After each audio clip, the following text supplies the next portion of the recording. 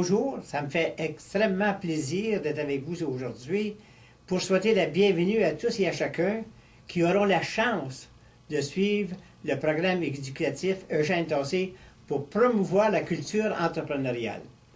Donc, c'est réellement une chance que je dis parce que chacun et chacune de vous devrait apprendre à comment entreprendre leur vie pour atteindre leur objectif.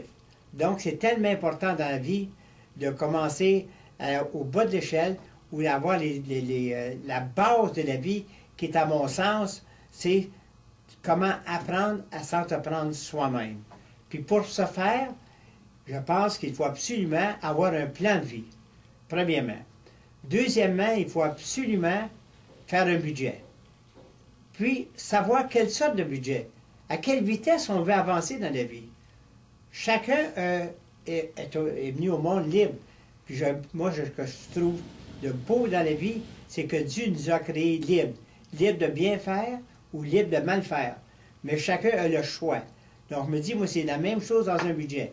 Est-ce que vous voulez avancer vite? Est-ce que vous voulez économiser un petit peu, beaucoup, moyen? Donc, je pense que c'est à chacun. Puis moi, je fais un exemple de ça. Je fais un parallèle. Quelqu'un qui veut jouer au hockey, qui dit, ben moi, je veux pas atteindre la Ligue nationale, mais je veux m'amuser au hockey. Ça, c'est un budget léger. Deuxièmement, un budget moyen, c'est quelqu'un qui dit, moi, je veux m'en aller jouer dans les juniors. Bien ça, pour ce faire, il faut qu'il y ait la pratique, il faut le conditionnement physique. Sans ça, on ne l'acceptera pas dans les juniors. Donc, ça, c'est un budget moyen. Un budget fort, c'est celui ou celle, celui, c'est tout, là, parce qu'il n'y a pas beaucoup qui vont des femmes qui vont dans la Ligue nationale, mais celui qui veut atteindre la Ligue nationale. Donc, lui, il faut absolument qu'il fasse des efforts, hein, jour après jour, faire l'exercice, puis avoir un bon coup de patin pour atteindre la Ligue nationale. Puis, troisièmement, faire un bilan financier. Moi, je trouve déplorable que des couples qui travaillent toute l'année sans savoir à la fin de l'année où ils en sont rendus avec leurs affaires personnelles, leur argent. Donc, je trouve ça déplorable. Parce que moi, il me semble que c'est le plaisir de quelqu'un, c'est de travailler un an de temps, c'est de voir les résultats de leur travail au bout de l'année, comparativement à l'année passée. Mais c'est quelqu'un qui ne fait pas ça. Puis malheureusement, il n'y a pas 1% des couples qui font un bilan financier annuel. Donc, moi, je déplore ça. Puis c'est pour ça tellement que je voudrais tellement qu'on enseigne cette culture entrepreneuriale. Puis quatrièmement, c'est de s'impliquer dans la communauté. Il faut absolument que quelqu'un donne un peu de soi-même dans la communauté. Puis je dis toujours, moi, on ne peut pas donner sans recevoir, on ne peut pas recevoir sans donner. Ça, c'est absolument essentiel. Donc, puis plus, avec l'expérience que j'ai de ma vie, là, plus on donne, plus on reçoit. C'est ça la beauté de la vie. Puis le plus bel exemple de ça, deux bels exemples que je pourrais citer, c'est Alphonse Desjardins, le fondateur du mouvement Desjardins. Il a commencé par former un petit groupe avec un épargne de 10 cents par semaine. C'est vrai que c'était dans les années 1900, mais 10 cents par semaine.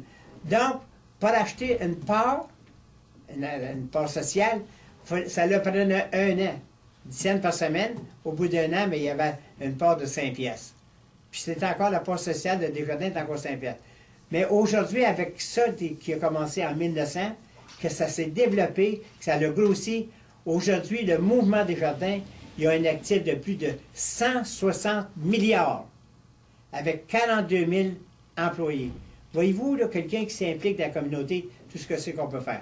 Le deuxième exemple que je pourrais citer, moi, c'est Saint-Vincent-de-Paul. La plupart du monde ne sont pas au courant que le Saint-Vincent-de-Paul a été fondé par 6 étudiants de l'Université de Paris en 1833. Ces 6 étudiants-là, c'était des fervents catholiques, mais qui sont fait dire par des protestants puis des athées, mais qu'est-ce que vous faites, vous autres, en tant que catholiques, à part que d'aller à la messe le dimanche, on ne s'aperçoit pas que vous faites plus que nous autres.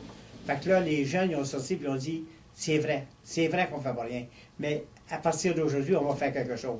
Puis le fondateur de ça, pour faire une histoire courte, le fondateur de ça, après qu'il a réuni un petit groupe, qui ont visité des pauvres, qui ont visité des malades, qui ont fait de la bonne action. Il y a eu un rêve d'encercler le monde d'un réseau de charité. Et c'est ce qu'il a fait. Aujourd'hui, la Saint-Vincent-de-Paul, nous sommes dans 140 pays avec 700 000 membres. Donc, voyez-vous, quand on dit l'implication dans la communauté, comment c'est nécessaire, comment c'est essentiel. Donc, c'est ça notre plan de vie. C'est ça la culture entrepreneuriale. C'est ça que chaque jeune se doit d'apprendre si on veut réussir dans la vie. Et là-dessus, je vous souhaite bonne chance.